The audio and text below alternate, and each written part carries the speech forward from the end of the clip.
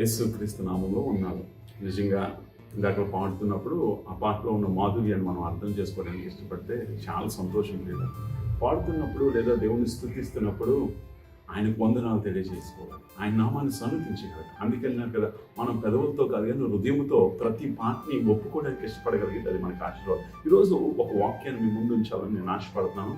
అంశం ఏంటి అంటే అంగీకరించగలగాలి. Accept everything. దేవుడు కొన్నిసార్లు ఎంకరేజింగ్ వర్డ్స్ మాట్లాడతాడు, కొన్నిసార్లు నిన్ను సెటరేట్ చేయడానికి, నేను కరెక్ట్ చేయడానికి వాడతాడు. రెండు కూడా అంగీకరించడానికి ఇష్టపడ్డాడు. కొన్నిసార్లు ప్రోత్సాహకరమైన మాటలు ఎవరైనా చెప్తే చాలా సంతోషంగా తీసుకుంటాం, లేదా నేను బలపరిచే మాటలు అయితే సంతోషంగా తీసుకుంటాం, ఆశీర్వాదకరమైన మాటలు అయితే సంతోషంగా తీసుకుంటాం.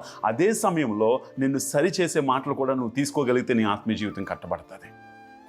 ఈరోజు నువ్వెవరైనప్పటికీ నిన్ను కొన్నిసార్లు నీ సేవకుడు లేదా వాక్యము లేకపోతే దేవుడు నేరుగా కొంతమంది ఆత్మీయమైన వ్యక్తుల ద్వారా నేను ప్రోత్సహిస్తున్నారా, ఆత్మీయమైన వ్యక్తుల ద్వారా నేను బలపరుస్తున్నారా, ఆత్మీయమైన వ్యక్తుల ద్వారా నేను దృఢపరుస్తున్నారా, అదే ఆత్మీయమైన వ్యక్తులు కొన్నిసార్లు నేను సరిచేస్తున్నారా, నీకు బుద్ధి చెప్తున్నారా, లేకపోతే నీ ఆత్మీయ జీవితాన్ని మెరుగుపరుచుకో, ఇలా ఉండొద్దు అని చెప్తున్నారా, దాన్ని కూడా అంగీకరించగలిగితే నీ ఆత్మీయ జీవితం కట్టబడుతుంది. ప్రియులారా, ఈరోజు గుర్తుంచుకో, ప్రభు మాట్లాడుతున్నప్పుడు రెండూ యాక్సెప్ట్ చేయాలి. గుర్తుంచుకో, అంగీకరించాలి. ప్రోత్సాహకరమైన మాటలు అంగీకరించాలి, అలాగే సరిచేసే మాటలు కూడా అంగీకరించడానికి ఇష్టపడాలి. అందుకే బైబిల్ గ్రంథంలో చాలాసార్లు దేవుడు గద్దిస్తున్నప్పుడు, దేవుడు సరిచేస్తున్నప్పుడు, దేవుడు కరెక్ట్ చేస్తున్నప్పుడు అది నీకు మేలు అని దేవుని వాక్యం చెప్తుంది. ఒకసారి బైబిల్ గ్రంథం ఉన్నట్లయితే కొన్ని వచనాలు చూపెట్టిన అంశంలోకి వెళ్తాను. సామెతలు 10వ అధ్యాయం నేను చదువుతాను, జాగ్రత్త వినండి. సామెతలు 10వ అధ్యాయం చూస్తున్నట్లయితే అక్కడ 17వ వచనంలో చూడండి, ఉపదేశం అంగీకరించేవాడు జీవ మార్గంలోనున్నాడు, గద్దింపునకు లోబడని వాడు త్రోవ తప్పిపోవును.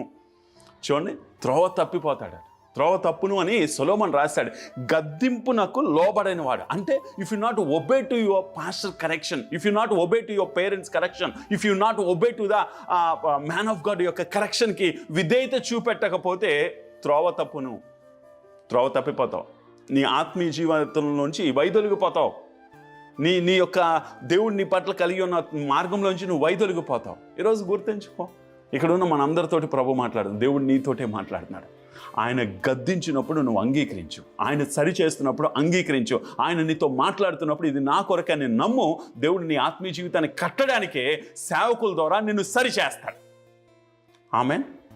ఈరోజు మర్చిపోతున్నాం కొన్నిసార్లు మన గద్దింపు, కొన్నిసార్లు మనల్ని దేవుడు సరి చేస్తున్నప్పుడు. అందుకే ఇంకొక మాట నేను చూపెడతాను చూడండి. గద్దింపు గురించి చాలా మాటలు ఉన్నాయి కానీ కొన్ని విషయాలు నేను మీ ముందు ఉంచాలని ఆశ అంటున్నాను.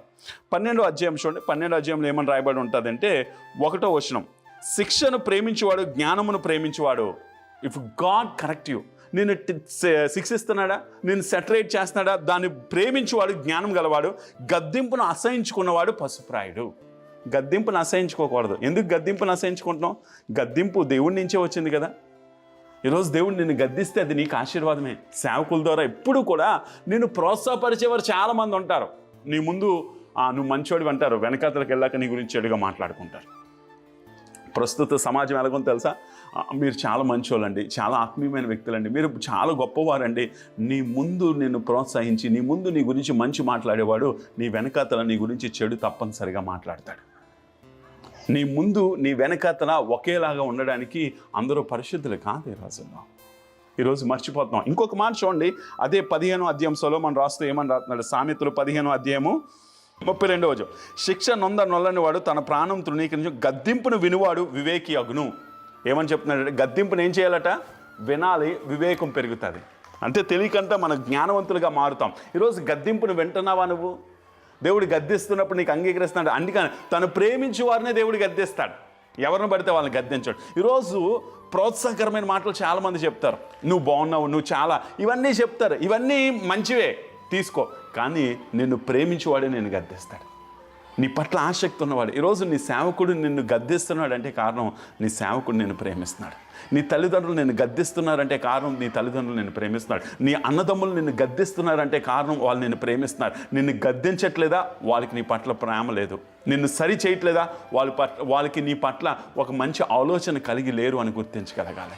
ఈరోజు ఒక లేఖన భాగాన్ని మీ ముందు ఉంచాలని రాస్తున్నాను. అపోస్తలుడైన పౌలు రాసిన బైబిల్ గ్రంథం అంటే హెబ్రీ 12వ అధ్యాయం. నేను అందులో కొన్ని విషయాలు చెప్తాను, మనం ముందుకు వెళ్దాం. చెప్పాను కదా గద్దెంపు. I'm not talking about encouraging words. ప్రోత్సాహకరమైన మాటలు చాలామంది చెప్తారు, ప్రాస్పారిటీ గురించి చెప్తారు, బ్లెస్సింగ్ గురించి చెప్తారు, ఆశీర్వాదాలు, ఇవన్నీ మంచిదే. కానీ నిన్ను గద్దిస్తున్నాడు అంటే దేవుడు ప్రేమిస్తున్నాడు. చూడండి, మొదటిది హెబ్రీ 12వ అధ్యాయము, బైబిల్ ఉంటే తెరిచి పట్టుకోవడానికి ఇష్టపడదాం. 5వ వచనం, నా కుమారుడా, ప్రభువు చేయు శిక్షను తృణీకరించకము, ఆయన నిన్ను గద్దించినప్పుడు విసుకకుము. ఫస్ట్ థింగ్, విసుగుపోతాం కొన్నిసార్లు. దేవుడు ప్రతిసారి నన్నే గద్దిస్తున్నారు, పాస్టర్ గారు ప్రతిసారి నాకే చెప్తున్నారు, పాస్టర్ గారు ఎప్పుడు నన్నే సరి చేస్తున్నారు. విసిగిపోవడం అనేది సాతాను యొక్క లక్షణం. నేను విసికించి విసికించి విసికించి, అందుకే అంటారు కదా, ఇజ్రాయేల్ ప్రజలు 10 సార్లు మోషేను విసికించారట. మాకు భోజనం ఏది, మాకు ఆహారం ఏది, మేము ఫరో దగ్గర ఉన్నప్పుడే బాగున్నామా? అక్కడ ఇటుకలు కొట్టడము, మట్టి పిసకడము, శ్రమలు అనుభవించి మూలుగుల్లోకి వచ్చిన తర్వాత దేవుడు వాళ్ళ ప్రార్థన వినే కదా మోషేని పంపించాడు. ఈరోజు దేవుడు అంత బంధకాల్లో నుంచి, ఐగుప్తులోంచి, చీకట్లోంచి విడిపించి దేవుడు నడిపిస్తున్నాడు కదా. నడిపించిన కొద్ది సమయానికే వాళ్ళ వైఖరి మారిపోయింది. వాళ్ళ యొక్క ఆధ్యాత్మిక జీవితాన్ని, ఆత్మీయ జీవితాన్ని మెరుగుపరచుకోవట్లేదు. శారీరకమైన భౌతికమైన విషయాల గురించి ఆలోచిస్తున్నారు. ఏమని అంటున్నారు? మమ్మల్ని ఇక్కడ చంపడానికే తీసుకొచ్చా, విసికేస్తున్నారు ప్రతిదీ. మోషే ఏమంటున్నాడు? ఇది దేవుడి చిత్తము, మనం ఎర్ర సముద్రం నువ్వు మమ్మల్ని చంపడానికే తీసుకొచ్చావు, ఆగండి, మారా ఒకటి ఉంటుంది అక్కడ, దేవుడు నీళ్లు మార్చక ముందే వీళ్ళు మమ్మల్ని చంపడానికి, మాకు దాహం వస్తుంది, మాకు తినడానికి. ఈరోజు విసిగించుతున్నావా? విసిగిపోతున్నావేమో.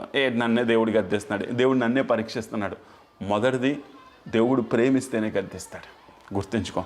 దేవుడు నిన్ను గద్దిస్తున్నప్పుడు విసిగిపోకు, సరి చేసుకో. దేవుడు నిన్ను గద్దిస్తున్నప్పుడు విసిగిపోకు, ఆయన మాటను అంగీకరించు. దేవుడు నిన్ను గద్దిస్తున్నప్పుడు అనాలోచనగా ఉండకు, ఎక్కడో ఇంకా నీ జీవితంలో అనుకున్న స్థాయిలోకి రావాలి. ఒక మాట చెప్తాను, చాలా జాగ్రత్తగా వినండి. బంగారాన్ని ఎప్పుడైతే ఆ బంగారాన్ని బాగా వేడి చేసి కొట్టి కొట్టి కొట్టి వచ్చినప్పుడు దాంట్లో ఉన్న ఆకారము ఎవరైతే ఉంటాడో కంసాలికి మాత్రమే తెలుస్తుంది. ఈరోజు ఆయనకు మాత్రమే తెలుస్తుంది ఆ బంగారం ఎలాంటి ఆకారంలో తీసుకురావాలి. అందుకంటాడు కదా, మనము మట్టిని, ఆయన కుమ్మరి. ఆ మట్టిని పిసికి, ఆ మట్టిని ఇటు తిప్పి అటు తిప్పి ఆయన అనుకునే ఆకారం వచ్చేంత వరకు మట్టి ఏ రోజు కూడా తిరిగి మాట్లాడతాం. ఈరోజు దేవుడు కూడా అదే కోరుకుంటున్నాడు. నిన్ను గద్దిస్తున్నాడు, నిన్ను సరి చేస్తున్నాడు, నీకు బుద్ధి చెప్తున్నాడు. సేవకుల ద్వారా, పరిస్థితుల ద్వారా, నీ తల్లిదండ్రుల ద్వారా, నీకంటే ఆత్మీయమైన వ్యక్తుల ద్వారా నిన్ను గద్దించి, నిన్ను సరిచేసి, నిన్ను బుద్ధి చెప్తున్నప్పుడు అంగీకరించు, అది నీ ఆత్మీయ జీవితానికి మెరుగుపరచబడతారు. ఈరోజు యవనస్తులకు ఎవరికి గద్దిస్తే వాళ్ళ యొక్క వైఖరిని మార్చేసుకుంటారు. వీడు మాకు చెప్పడం ఏంటని లేదు, ఎక్కడో వాళ్ళు నీ పట్ల, నీ జీవితం బాగోవాలని కోరుకుంటున్నారు కాబట్టి గద్దిస్తున్నారు. మొదటిది, గద్దించినప్పుడు ఏమైపోకూడదట? విసిగిపోకు. చెప్పు, ఏమైపోకూడదు? విసిగిపోతున్నావా? ఏటా నన్నే అంటున్నారు, ఏది నాకే చెప్తున్నారు, ఎప్పుడు నన్నే సరి చేస్తారు, ఆయన చూసుకో. లేదు లేదు లేదు, దేవుడు నీ పట్ల గొప్ప ప్రణాళిక కలిగి ఉన్నాడు. అంగీకరించి ఒక్క విషయాన్ని ఇక్కడ చెప్తాను. I want to tell you one example. దావీదుని కానీ ఒకసారి ఆలోచించుకుంటే, దావీదు 17 సంవత్సరాలు చిన్న వయసులో ఉన్నప్పుడు ఒక్కడే తన యొక్క తండ్రి మందనంతటిని కాస్తున్నప్పుడు, మొదటి సమయంలో ఉన్న స్టోరీ చెప్తున్నాను, జాగ్రత్త వినండి. అక్కడ దావీదు ఏం చేస్తున్నాడంటే ఒక్కడే కాస్తున్నాడు. సమూయేలు ఏం చేశాడు? వచ్చి పిలిచాడు. వచ్చేసరికి సమూయేలు దగ్గరికి వచ్చాడు. ఈ ఒక్కడే అనగానే, నిన్ను దేవుడు అభిషేకించాలనుకుంటున్నాడంటే నిజంగా నన్ను అభిషేకించాలనుకుంటున్నాడా? మరి రాజు ఉన్నాడు కదా, ఎవరు? సౌలు ఉన్నాడు కదా. మరి సౌలు ఏమంటే, లేదు లేదు, దేవుడు నిన్ను కోరుకుంటున్నాడంటే, సరే అయితే నాకు ఇష్టమే అన్నాడు. అదే దావీదు పాపం చేసిన తర్వాత నాతాను వచ్చాడు. 2వ సమూయేలులో చూసినట్లయితే నాతాను వచ్చి అంటాడు, నువ్వు పాపం చేసావు, నువ్వు దేవునికి వ్యతిరేకంగా బతకవుంటే సరే అయితే నేను ఒప్పుకుంటాను. అక్కడ ప్రోత్సాహపరిచి బలపరిచినప్పుడు అంగీకరించాడు, ఇక్కడ సరి చేస్తున్నప్పుడు కూడా అంగీకరించడానికి ఇష్టపడ్డాడు. అందుకని దావీదు హృదయానుసారుడు అయ్యాడు. ఆమేన్. సొలొమోన్ని చాలాసార్లు దేవుడు గద్దించాడు, చాలాసార్లు తన తల్లి ద్వారా, తన యొక్క ప్రవక్తల ద్వారా చాలాసార్లు సరి చేసుకోవడానికి ఇష్టపడలేదు. సౌల్ని ఒక్కగానొక్కడే, చిన్న గోత్రమే, ఎన్నిక లేని గోత్రం నుంచి దేవుడు తీసుకొచ్చి మొట్టమొదటిగా ఇజ్రాయేల్కి రాజుగా చేస్తే ఏమైపోయాడట? చెప్పండి, ఏమైపోయాడు? చివరికి సమూయేలు అంటాడు, నువ్వు చేసింది తప్పు అంటే, నేనేం తప్పు చేశాను? అభిషేకించబడినప్పుడు అంగీకరించాడు, ఆశీర్వదించబడినప్పుడు అంగీకరించాడు. అదే విధానంలో సరి చేస్తున్నప్పుడు అంగీకరించడానికి ఇష్టపడలేదు. అందుకనే సౌలు దేవునికి ఇష్టం లేని రాజుగా చచ్చిపోయాడు. ఈరోజు దేవుడు నేను గద్దిస్తున్నప్పుడు విసిగిపోకు. ఎవరైనప్పటికీ గద్దిస్తున్నప్పుడు విసిగిపోకు. విసిగిపోతున్నావా? అది నేను దేవుని యొక్క మార్గం నుంచి వైదొలిగేటట్లు చేస్తుంది. 2వ విషయం చూడండి, అక్కడ రాస్తూ అంటాడు 6th verse చూడండి, ఆయన నిన్ను గద్దించినప్పుడు విసుకము, ప్రభువు తాను ప్రేమించి వారిని శిక్షించి తాను స్వీకరించి ప్రతి కుమారుణ్ణి దండించును. చూడండి, ప్రేమించి వారిని శిక్షించి స్వీకరించి దండేస్తాడట. దండన ఇంకా ఎంత ఆశీర్వాదము. దేవుడు దండిస్తున్నాడు, దేవుడు నేర్పిస్తున్నాడు, దేవుడు సరి చేస్తున్నాడు అంటే నేను చెప్తున్నాను దేవుని సేవకుడిగాన, అది నీకు మేలే. అంగీకరించు దేవుడు దండిస్తున్నప్పుడు, అంగీకరించు దేవుడు నిన్ను శిక్షిస్తున్నప్పుడు, అంగీకరించు. అక్కడ రాస్తూ ఏమన్నాడు, ప్రేమించు వాడిని శిక్షించి తాను స్వీకరించు ప్రతి కుమారుణ్ణి దండించునట. ఆయన నిన్ను కుమారుడిగా యాక్సెప్ట్ చేశాడు కాబట్టి నిన్ను దండిస్తున్నాడు. అందుకే మన పిల్లలు తప్పు చేస్తే మనమే సరి చేస్తాం. ఎవడో రోడ్డు మీద తాగేసి పడిపోతే వాడిని సరి చేయడానికి ఇష్టపడం. ఎందుకు తెలుసా? వాడికి వీడికి సంబంధం ఉండదు. అదే నీ కొడుకో కూతురో రోడ్డు మీద ఎక్కడైనా ఉంటే వెంటనే వాడిని కొట్టి సరి చేస్తావు. అరే మన కుటుంబ విలువలు పోతున్నాయి, అరే నిన్ను ఎలా పెంచావు, నువ్వు ఎలా నీ స్నేహితులతో తయారవుతున్నావు, ఎందుకు ఆ మాట అడుగుతాం తెలుసా? మన యొక్క కుటుంబ వాల్యూస్ పోకూడదు, లేదా నీ పట్ల మేము కలిగి ఉన్న ప్రణాళిక పాడు చేసుకోకు అంటున్నాం. ఈరోజు దేవుడు కూడా నిన్ను స్వీకరిస్తున్నాడు కాబట్టి నిన్ను దండిస్తున్నాడు. దేవుడు తన కుమారుడిగా స్వీకరిస్తున్నాడు, నిన్ను ప్రేమిస్తున్నాడు కాబట్టి ఆయన శిక్షించి స్వీకరించి నిన్ను దండిస్తున్నాడు. ఈరోజు దేవుడు ఏది చేసినా అది నీకు మేలే ప్రియులారా. మర్చిపోకు. ఈరోజు ప్రభా నా జీవితాన్ని సరిచేయి అని అడగాలి. అందుకంటాడు కదా, నేను మట్టిని నువ్వు కుమ్మరి నీవు అనుకునే ఆకారంలోకి తీసుకురా ప్రభా. ఈరోజు అంటాడు కదా, మనము గుర్తుంచుకోవాల్సింది, గమనించాల్సింది ఏంటి తెలుసా? ప్రియ దేవుని సంగమా, దేవుడు నిన్ను సరి చేస్తున్నప్పుడు, బుద్ధి చెప్తున్నప్పుడు, నీ మాటల్ని, నీ యొక్క జీవితాన్ని, నీ వ్యక్తిగత శైలి, నీ సేవకుడి ద్వారా కరెక్ట్ చేసినప్పుడు యాక్సెప్ట్ చేయి, అంగీకరించే. ఇది నా కొరకే. ఎప్పుడైతే అంగీకరిస్తావో ఆయన త్రోవ నుంచి వైదొలిగిపోకుంటుంటావు. ఎప్పుడైతే అంగీకరిస్తావో నీ ఆత్మీయ జీవితం మెరుగుపరచబడుతుంది. ఎప్పుడైతే అంగీకరిస్తావో నీ ఆత్మీయ జీవితాన్ని దేవుడు కోరుకునే స్థాయిలో దేవుడు ఉంచడానికి ఇష్టపడతాడు. అంగీకరించు. ఈరోజు ప్రభువు యొక్క మాట ఏంటి తెలుసా? ఆయన ప్రేమించు వాడిని దేవుడికి శిక్షిస్తాడు. నీ తండ్రి నిన్ను ప్రేమిస్తున్నాడు కాబట్టి 10 సార్లు చెప్తున్నాడు, అరే చెడు స్నేహితులతో తిరగొద్దు. నీ తండ్రి నిన్ను ప్రేమిస్తున్నాడు కాబట్టి 10 సార్లు చెప్తున్నాడు, అరే లోకానుసారంగా బ్రతక్కో, లోకంలో చెడు అలవాట్లు విడిచిపెట్టి నీ కెరియర్ మీద కాన్సన్ట్రేట్ చేయి, నీ భవిష్యత్తు మీద కాన్సన్ట్రేట్ చేయి, నీ జీవితం మీద కాన్సన్ట్రేట్, నువ్వు అనేక మందికి బ్లెస్సింగ్గా ఉండాలి అని నీ తండ్రి నీకు చెప్తున్నాడా? అది నీకు ఆశీర్వాదము. సరి చేసుకోవడానికి ఇష్టపడా. ఈరోజు ప్రేమించలేని తండ్రులు చాలామంది ఉంటారు. పిల్లల్ని గాలికి వదిలేస్తారు, పిల్లల్ని తన ఇష్టానుసారంగా వదిలేస్తారు. మా నాన్న చాలా సూపరండి, ఏ రోజు మమ్మల్ని సరి చేయలేదు కాబట్టి ఈరోజు నువ్వు ఇలా పాడైపోయావు. నీ తండ్రే కానీ నిన్ను కొట్టి సరి చేస్తే నీకు అది ఆశీర్వాదకరంగా ఉంటుంది. మొదటిది, దేవుడు ప్రేమించి వారిని ఏం చేస్తాడట? గద్దిస్తాడు. గద్దిస్తున్నప్పుడు నువ్వేమైపోకూడదు? విసిగిపోకూడదు. రెండోది, ఆయన నిన్ను స్వీకరించి నిన్ను దండిస్తున్నాడు, నిన్ను ప్రేమిస్తున్నాడు కనుక నిన్ను శిక్షిస్తున్నాడు అని గుర్తుంచుకో. మూడోది చూడండి, అక్కడ రాస్తూ అంటున్నాడు, ఏమంటున్నాడు?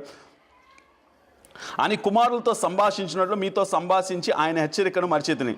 చూడండి అక్కడ కిందన రాస్తూ ఏమంటాడంటే, శిక్షాఫలం పొందుటకే మీరు సహించుచున్నారు, దేవుని కుమారులుగా మిమ్మల్ని చూచుచున్నాడు. తండ్రి శిక్షింపని కుమారుడు ఎవడో, కుమారులైన వారందరూ శిక్షలో పాలు పొందుచున్నారు. కుమారులైన వారందరూ కూడా పాలు పొందుతారట. ఈరోజు నువ్వు దేవుని సొత్తు అయితే దేవుని యొక్క గద్దింపుని అంగీకరిస్తావు. దేవుని యొక్క గద్దింపుకి నువ్వు అసహించుకోవు. దేవుని యొక్క గద్దింపుని నువ్వు తృణీకరించవు. అక్కడైతే రాస్తున్నాడు చూడండి, ఏమని రాస్తున్నాడు? కుమారులైన వారందరూ శిక్షలో పాలు పొందుచున్నారు. ఏ శిక్షలోని? దేవుడు ఏదైతే ఏ మార్గం గుండా నడిపిస్తాడో, ఏ దారి గుండా నడిపిస్తాడో, ఏ విధానం నువ్వు అంగీకరిస్తావు. ఈరోజు నిన్న ఆశీర్వాదకరంగా ఉండొచ్చు, నిన్న సంతృప్తి ఉండొచ్చు, నిన్న దీవెనకరంగా ఉండొచ్చు, ఈరోజు ఎక్కడో తెలియని లోటుపాట్లు ఉండొచ్చు. ఏదేమైనప్పటికీ గుర్తుంచుకో, ఆయన పాలు భాగస్తుడిగా ఉంటున్నాను. నువ్వు దేవుడు నిన్ను ఎంతగా ప్రేమిస్తున్నాడు ఒకసారి ఆలోచన. దేవుడు ప్రేమించకపోతే నువ్వు వేపాటి వాడివి. దేవుడు నిన్ను అందుకని సరి చేస్తున్నాడు, అందుకని దేవుడు నేను కరెక్ట్ చేస్తున్నాడు, అందుకే దేవుడిని యొక్క వ్యక్తిగత జీవితాన్ని మార్చాలని ఇష్టపడుతున్నాడు. ప్రియులారా, ఈరోజు ప్రోత్సాహకరమైన మాటలు ఎంత అంగీకరిస్తావో నేను సరిచేసే మాటలు కూడా అంత అంగీకరించు. ప్రోత్సాహకరమైన మాటలు ఎంత నీకు సంతోషాన్ని ఇస్తాయో నేను సరిచేస్తున్నప్పుడు కూడా మంచిదే, నా ఆత్మీయ జీవితాన్ని మెరుగుపరుచుకోవాలన్న అవగాహనలోకి రావడానికి ఇష్టపడు. ఒక మాట చెప్పి నేను ముగించేస్తాను. చూడండి, మీరు పొందని ఎలా దుర్బుజులే కానీ కుమారులు కాదు. చూడండి అక్కడ ఆ మాటకు అర్థం ఏంటి అంటే, మీరు ఎవరికి పుట్టారో, ఎవరి వల్ల మీరు ఈ భూమి మీదకి వచ్చారో తెలియకపోవడమే దుర్బుజులు. ఇంగ్లీష్ బైబిల్ ఉంటుంది బాస్టర్డ్స్ అని. ఈరోజు ఒకసారి ఆలోచించు, నిన్ను దేవుడు ప్రేమిస్తున్నాడు అంటే తన స్వరక్తాన్ని ఇచ్చి కొనుక్కున్నాడు. ఆయన స్వరక్తాన్ని నిన్ను గద్దిస్తున్నాడు అంటే ఆయన నీ పట్ల ప్రణాళిక కలిగి ఉన్నాడు. నువ్వేదో అనామకుడిగా ఉంచాలన్న దేవుడు ఇష్టం కాదు ప్రియులారా. ఈరోజు నీకు తండ్రి అనే పరలోకపు తండ్రి అన్న సంఘం అనే తల్లి ఉంది. అందుకనే దేవుడు నిన్ను శిక్షిస్తున్నాడు, అందుకే దేవుడు నిన్ను సరి చేస్తున్నాడు. ఈరోజు నువ్వు విసిగిపోవద్దు. ఆ శిక్షా దండం నుంచి దూరం అయిపోకు. ఎప్పుడు నన్నే శిక్షిస్తాడు, ఎప్పుడు నిన్ను స్వీకరించాడు కాబట్టి ఆయన నేను దండేస్తాడు, నేను స్వీకరించాడు కాబట్టి ఆయన నేను శిక్షించడానికి ఇష్టపడతాడు. తండ్రి బెత్తం వాడలేని కుమారుడు తన తండ్రికి విరోధి అని దేవుని వాక్యం చెప్తున్నాడు. దేవుడు బెత్తం వాడాలి. నీ సేవకుడు సరి చేయట్లేదా, మరలా గుర్తుంచో, పాస్టర్ గారు మమ్మల్ని ప్రేమిస్తున్నారు లేదా అని అడుగెళ్ళి. నీ పాస్టర్ గారు నిజంగా నేను ప్రేమిస్తే, నీ పాస్టర్ గారు నీ ఆత్మ నరకంలోకి వెళ్ళిపోకూడదు అనుకుంటే, నీ సేవకుడు నీ ఆత్మీయ జీవితం పాడవకూడదు అనుకుంటే, ప్రతి వారం నేను గద్దిస్తాడు, ప్రతి వారం నేను సరి చేస్తాడు, ప్రతి వారము నేను ఆత్మీయ జీవితాన్ని కట్టడానికి కావాల్సిన ప్రతిదీ కూడా నీ జీవితంలో ఉన్నదో లేదో ఆయన తెలుసుకొని నిన్ను సరిచేసి బుద్ధి చెప్పడానికి ఇష్టపడతాడు. లేదా ఆయనకి నీ పట్ల ప్రేమ లేదా, కేవలం నువ్వు ఇచ్చిన ధనం మీద వ్యామోహం ఉందా, నువ్వు ఇచ్చిన డబ్బుల మీద ఆయనకి ఇష్టం ఉందా, నిన్నేమాత్రం కూడా సరిచేయడు. ఏ రిలేషన్ అయినా, ఏ సంబంధమైనా, ఒక మాట చెప్తాను జాగ్రత్త గురించుకో, ప్రతి సంబంధంలో, ప్రతి రిలేషన్షిప్లో ఒకరినొకరు సరి చేసుకుంటే ఆ రిలేషన్ గట్టిగా ఉంటుంది. ఒకరినొకరు సరి చేసుకోకుండా విడిచిపెట్టయితే పేరుకి సంబంధమే కానీ వాళ్ళ సంబంధాల్లోని ఆత్మీయత ఉండదు, వాళ్ళ సంబంధాల్లో ఏకాత్మ ఉండదు, వాళ్ళ సంబంధాల్లో ఏక మనస్సు ఉండదు. ఈరోజు గుర్తుంచుకో, ఏ రిలేషన్ అయినా, అది అన్నదమ్ముల మధ్య కావచ్చు, తల్లిదండ్రుల మధ్య కావచ్చు, పిల్లలకి తండ్రులకి మధ్య కావచ్చు, భార్య భర్తల మధ్య, నీ భర్త నిన్ను సరిచేయాలి లేదా నీ భార్య నిన్ను సరిచేయాలి, రెండూ జరగట్లేదా, మీ ఇద్దరు పేరుకి మాత్రమే భార్య భర్తలుగా ఉన్నారు తప్ప మీ మధ్య అనురాగము, ఆప్యాయత, ఆత్మీయత, ఒకరి కట్ల ఒకరికి నమ్మకము ఏమీ లేనట్టే. ఎందుకు తెలుసా, విసిగిపోయి ఉంటావు నువ్వెక్కడో, నీ భార్యను బట్టి ఎక్కడో విసిగిపోయాడేమో, లేదా భర్తను బట్టి ఎక్కడో విసిగిపోయావు. ఇంక ఎన్నిసార్లు చెప్పినా ఎలా తీసుకుంటుంది, నెగిటివ్గానే తీసుకుంటుంది తప్ప పాజిటివ్గా తీసుకోవాలి. దీన్ని చెప్పకంటూ ఉంటేనే మేలు అని చాలామంది నిర్ణయాలు తీసేసుకుంటారు. ఈరోజు చాలామంది సంఘాల్లో సేవకులు ఎందుకు సరి చేయలేకపోతున్నారు తెలుసా, సంఘం అంతా కలిపి ఏం చేస్తుంది, ఎప్పుడు ఇలాగే చెప్తారు అని చెప్పి నెగిటివ్గా తీసేసుకుంటున్నాం. వ్యతిరేకమైన దిశలో ప్రతి మాటలు తీసుకుని నన్నే అంటున్నాడు, నిన్ను అండు, ఆయన నీ ఉద్దేశం కాదు. దేవుడు నిన్ను ప్రేమిస్తున్నాడు కాబట్టి సేవకుడి ద్వారా నీతో మాట్లాడుతున్నాడు. దేవుడు నిన్ను ప్రేమిస్తున్నాడు కనుక సేవకుడి ద్వారా నిన్ను సరి చేయడానికి ఇష్టపడుతున్నాడు. ఆయన గద్దింపును ప్రేమిస్తున్నావు, ఆయన యొక్క మాటను ప్రేమిస్తూ, ఆయన గద్దింపును ప్రేమిస్తూ, ఆయన శిక్షను ప్రేమిస్తే అది నీకు మాత్రమే మేలు. హల్లెలూయా. గుర్తించి ఒక మాట చెప్పి నేను ముగించేస్తాను. అందుకనే కొన్ని సంవత్సరాల క్రితము ఒక తల్లి ఒక కొడుకు ఉన్నాడట. ఆ కొడుకుకి చాలా చిన్నప్పటి నుంచే తండ్రి చనిపోయాడు, ఒక్కరిదే పెంచుతుంది. కరెక్ట్గా 5వ తరగతి 6వ తరగతి వచ్చేసరికల్లా స్కూల్లో చిన్న చిన్న దొంగతనాలు చేయడం అలవాటు చేసుకున్నాడు. ఒకరోజు ఒక పెన్ను తీసుకొస్తాడు, తల్లికి చూపెట్టాడు, అమ్మ నేను పెన్ను దొంగిలించాను, వెరీ గుడ్ రా, కానీ ఎవరికి చెప్పకు జాగ్రత్త అని. మరలా కొన్నిసార్లు కొంత వయసు వచ్చాక కొంత ధనము దొంగిలించి తీసుకొచ్చాడు, సరి చేయలేదు. మరలా కొన్ని సంవత్సరాల తర్వాత పెద్ద అవుతున్నాడు, 18 సంవత్సరాలు వచ్చాయి, చిన్న చిన్న దొంగలు కాస్త పెద్ద పెద్ద దొంగతనాలు చేస్తున్నాడు. తల్లి మాత్రం ఓకే మంచిదేరా, మనకు ఉపయోగపడుతుంది, ఓకే మంచిదేరా, మనకి ఇది అవసరమే కదా, ఓకే మంచిదే, మన యొక్క కుటుంబంలో లేదా మన గృహంలో అవసరం మన ఇద్దరమే కదా అని చెప్పి అలా వచ్చింది. 25 ఏళ్ళు వచ్చేసరికి ఒక పెద్ద దొంగతనంలో దొరికిపోతాడు పోలీసులకి. ఆ న్యాయాధిపతి తనకి న్యాయం తీరుస్తాడు. ఏం తెలుసా, వీడి చేసిన దొంగతనాల చిట్టా చాలా ఎక్కువగా ఉంది, వీడిని ఉరి తీయండి అని. అది ఎప్పుడైతే ఉన్నారో ఉరి తీస్తారు అనగా ఇంకొక 2 రోజుల్లోని నీ చివరి కోరిక ఏంటి అని అడిగితే మా తల్లిగారిని ఒకసారి పిల్లండి అన్నాడట. ఈ మాట చెప్తున్నాను జాగ్రత్త వినండి. ఈరోజు నీ పిల్లలు నువ్వు గద్దించట్లేదు కనుక వాళ్ళు సమాజాన్ని పాడు చేస్తున్నారు. నీ కుమారుడు నువ్వు చెంప మీద కొట్టి గద్దించట్లేదు కనుక వాడి వల్ల సొసైటీ పాడైపోతుంది. నీ కూతురు వేసుకున్న వస్త్రాలు బట్టి, నీ కూతురు యొక్క వైఖరి నువ్వు చూస్తూ సరి చేయట్లేదు కనుక తన బట్టి సమాజం పాడైపోతుంది, సంఘం పాడైపోతుంది. ప్రియ దేవుని సంఘమా అనుకున్నాడట. ఒకసారి మా అమ్మగారిని పిల్లండి అని, రానే వచ్చిన సమయము, ఇంకా రేపు ఊరేసేస్తారనగా తల్లి వచ్చిందట. ఆ యొక్క జైలు యువతల తల్లి బోరుమని ఏడుస్తుందట. అమ్మ ఎందుకమ్మా ఏడుస్తున్నావు అన్నాడు. నాన్న నేను రేపు ఊరేసేస్తారు ఇది అది అని చెప్పి దగ్గరికి రామ్మా అని చెప్పి నీకు ఒక విషయం చెప్తానండి, చెవు దగ్గరికి తీసుకొని చెవు గట్టిగా కొరికేస్తాడు. చాలా గట్టిగా కొరికేస్తే తల్లి గట్టిగా అరుస్తుంది, రే ఏరా ఇలా చేసావని. అమ్మ ఈరోజు నేను ఊరి శిక్ష అనుభవిస్తున్నా అంటే కారణం నువ్వే అమ్మా, నేనేంట్రా కారణం అని చెప్పి ఆ చెవు పట్టుకుని ఏడుస్తూ అంటే నేనెందుకు కారణం ఏంటి, చిన్నప్పుడు నేను స్కూల్లో పెన్సిల్ దొంగతనం చేస్తున్నప్పుడు నువ్వు నా చెంప మీద కొట్టి ఇది తప్పు అని చెప్పుంటే ఈరోజు నేను యవ్వన కాలంలో ఊరికి బానిసైపోయేవాడిని కాదు, ఈ సమాజం ఎదుట నేను ఒక గజ్జి దొంగగా నిలబడేవాడిని కాదు అని బోర్డు మీద ఏడుస్తుంది. తల్లికి అప్పుడు బాధపడి ఏడవడం స్టార్ట్ చేస్తుంది. ఎందుకు అంత చేదాటిపోయింది కదా.